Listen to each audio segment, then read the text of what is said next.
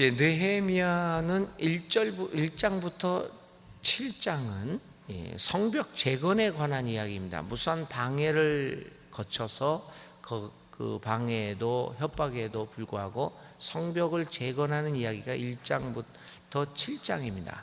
이제 8장부터 13장까지 소위 이제 느헤미야의 제2부라고 부를 수 있는 그 기록입니다.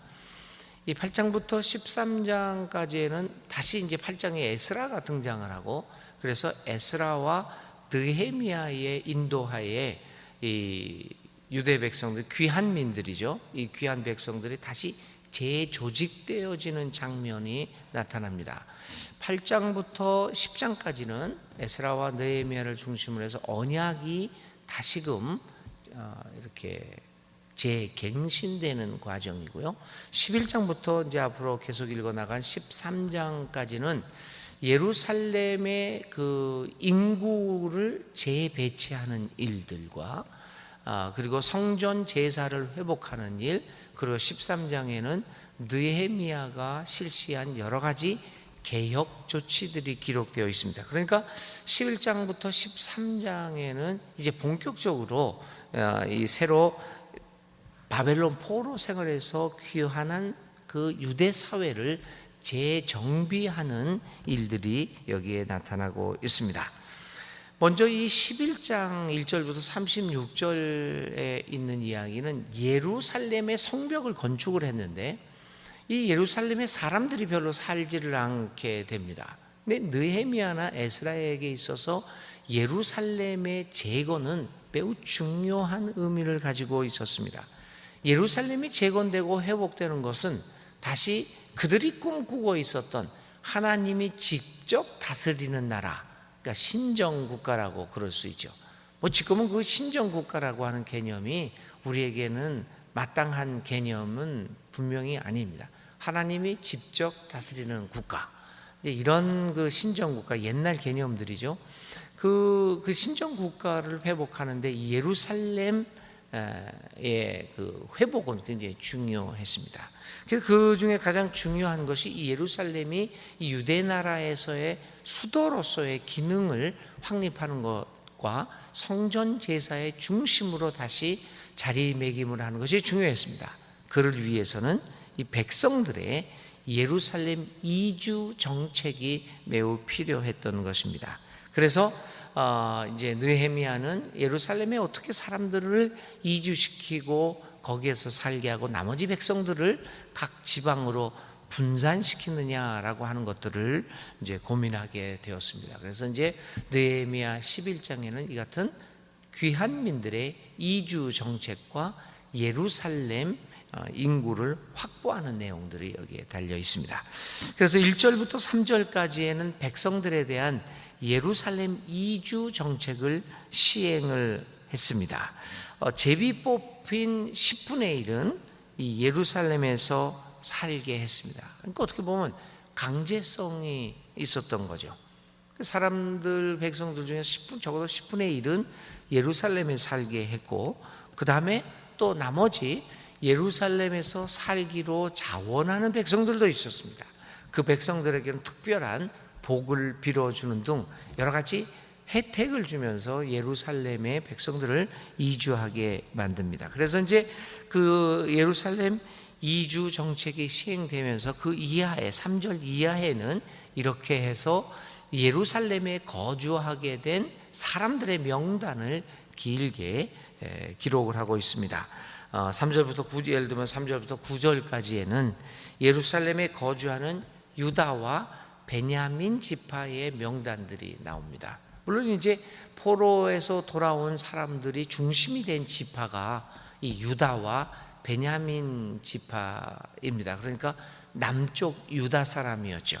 북이스라엘은 10개 지파가 갔고 이 남쪽 유다에는 그 분열의 시기에 유다와 베냐민 지파가 남았지 않습니까? 그래서 이제 이 아무래도 귀환을 했을 때는 이처럼 유다와 베냐민 지파, 옛날 남유다 사람들이 중심이 될 수밖에 없었겠죠. 그리고 이제 또 7절부터 9절까지는 예루살렘에 거주하는 베냐민 지파 사람들이 있었습니다. 그러니까 처음에 3절부터 6절까지에서는 유다 사람들, 그다음에 7절부터 9절까지에는 베냐민 지파 가문들의 명단이 길게 나옵니다. 10장부터 14절에는 예루살렘을 회복하는 데 가장 중요한 이유 중에 하나가 성전 예배의 중심지로서 다시 자리매김을 하는 거였죠. 그래서 이제 제사장들이 거주하는 게 굉장히 중요합니다.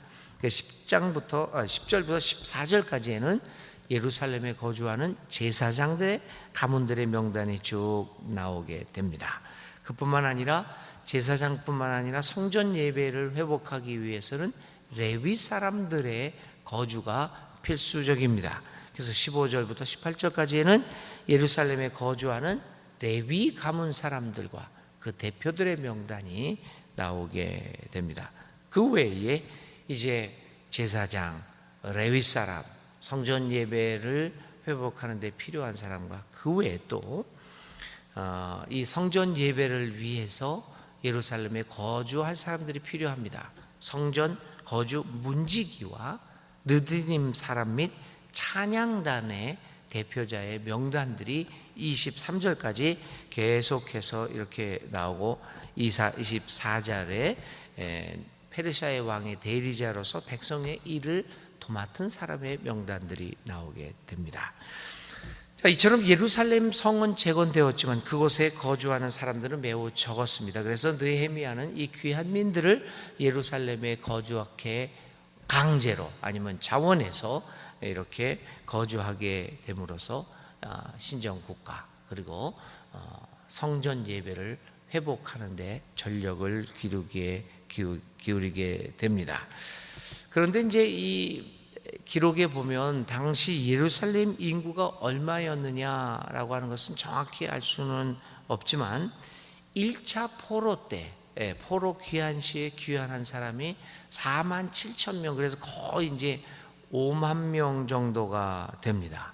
그런데 많은 세월이 흘렀는데도 이 5만 명 정도 되는 인구가 큰 변화를 겪지는 않았던 것으로 보이지만 그러나 이 느헤미야의 이주 정책으로 말미암아 당시 5만 명이 조금 넘는 포로 귀환민 중에서 10,000명 정도가 예루살렘에 거주하게 되었다. 그래서 다시금 예루살렘은 이제 이 포로 귀환민들 중에서 가장 중요한 곳으로 이제 남게 되었습니다. 그래서 이제 25절부터 36절까지는 예루살렘 외에 유다 귀한민들이 거주하는 곳들을 자세하게 기록을 하고 있습니다. 이처럼 느헤미야의 인구 예루살렘 인구 정착과 인구 분산 정책으로 이제 이 귀한민들은 유다 나라에서 점차 정착을 하게 됐고 이제 예루살렘을 중심으로 해서 하나님을 중심으로 해서 자신의 삶들을 정리하기에 재정비하기에 이릅니다. 그래서 이제 자기 중심에서 하나님 중심의 삶으로 다시금 옮겨가고자 하는 그러한 토대를 마련하게 됩니다. 이렇게 함으로써 이제 성전이 회복됐고 예루살렘 성벽이 완성되고 이제 낙성식을 거행하게 되는 것이 11장의 내용입니다. 이 11장의 내용은 그래서 하나님의 도성 예루살렘이 산발락과 도비아로 대표되는 이 방해자들의 끈질긴 협박과 위협과 방해에도 불구하고 결국에는 하나님의 은혜로 완성되어 낙성식까지 갖게 되었다라고 하는 사실을 우리에게 가르쳐 줍니다. 이처럼 하나님의 나라는 어제 우리가 요한계시록 17장에서도 보았지만 강력한 도전과 방해도 불구하고 하나님의 주권적인 은혜와 섭리로 완성되어져 간다는 것을 우리는 다시 한번 오늘 이 느헤미야 11장을 통해서 배우게 됩니다. 하나님의 나라는 하나님의 은혜로 이루어진다. 그럼에도 불구하고 우리는 인간의 연약함과 인간의 악함을 다시 한번 지적하지 않을 수 없습니다. 다음 주에 읽어갈 느헤미야 12장 13절에 보면 이렇게 하나님의 은혜로 예루살렘을 완성하고 성전 예배와 성벽을 재건한 백성들이 느헤미야가 그것을 떠나서 페르시아로 돌아가자 또다시 타락의 길을 걸었던 사건을 이제 느헤미야 12장 13장에서 보게 될 것입니다. 그렇게 함으로써 다시 한번 오늘 우리들은 인간의 조건이 어떤 조건에 어떤 상황에 처해 있는가, 그러므로 하나님의 용서하심과 하나님의 그 크고 넓은 은혜가 없다면 우리는 살아갈 수 없는 존재임을 다시 한번 깨닫게 됩니다. 느헤미야 11장에서 이렇게 하나님의 은혜로, 하나님의 섭리로 하나님의 나라 성벽과 이 성전 예배가 완성되어져 가는 것을 보면서 하나님께 감사를 드리는 우리들이 되어야 하겠습니다. 오늘의 말씀은 하나님 나라의 도래입니다. 하나님은 나라는 어떻게 오는 것일까? 하나님의 은혜와 하나님의 절대적인 주권 속에서 오게 된다는 것을 생각하면서 하나님 나라의 도래라고 하는 말을 가지고 오늘 묵상하며 하루를 보내시기 바랍니다. 오늘의 기도 함께 드립니다. 하나님, 유대 백성들은 느헤미야와 에스라의 인도하에 드디어 하나님 중심의 새로운 나라의 면모를 갖추게 되었습니다. 아직은 페르시아의 식민지 하에서 살아가는 형편이기는 하지만 그러나 그들의 중심에는 하나님을 왕으로 모시고 살아간다는 생각을 다지게 되었습니다. 유대 백성들의 성전 회복과 성벽 재건이 수많은 고난과 박해와 방해를 넘어 결국 이루어지게 되면 오직 하나님의 은혜와 도움으로 인한 것임을 보았습니다. 주님, 오늘 우리의 삶에서도 하나님 나라의 정의와 평화는 반드시 이루어질 것을 믿으면서 낙담하지 말고 늘 용기를 가지고 하나님 중심의 삶을 살아가는 우리들이 되게 하여 주시옵소서. 예수님의 이름으로 간절히 기도를 드립니다. 아멘. 하나님 나라의 시련은 오늘의 실천입니다. 하나님 나라의 시련은 하나님이 주도하십니다. 오늘 한반도에서 우리 대한민국에서 여러 가지 이루어지고 있는, 특별히 대한민국에서의 하나님 나라 구체적인 시련은 평화 통일일 것입니다. 남북 통일이 하나님의 주도하시는 일임을 깨닫고 하나님이 우리에게 꼭 평화 통일을 이루게 해달라고 하나님의 공의가 이루어지기를 위하여 기도하는 실천을 오늘 하시기 바랍니다.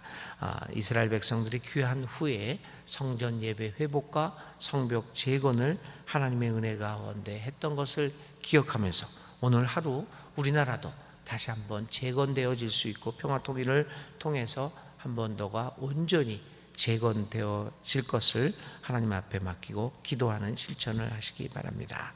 주님 가르쳐 주신 기도 드리겠습니다. 하늘에 계신 우리 아버지, 아버지의 이름을 거룩하게 하시며 아버지의 나라가 오게 하시며 아버지의 뜻이 하늘에서와 같이 이 땅에서도 이루어지게 하소서.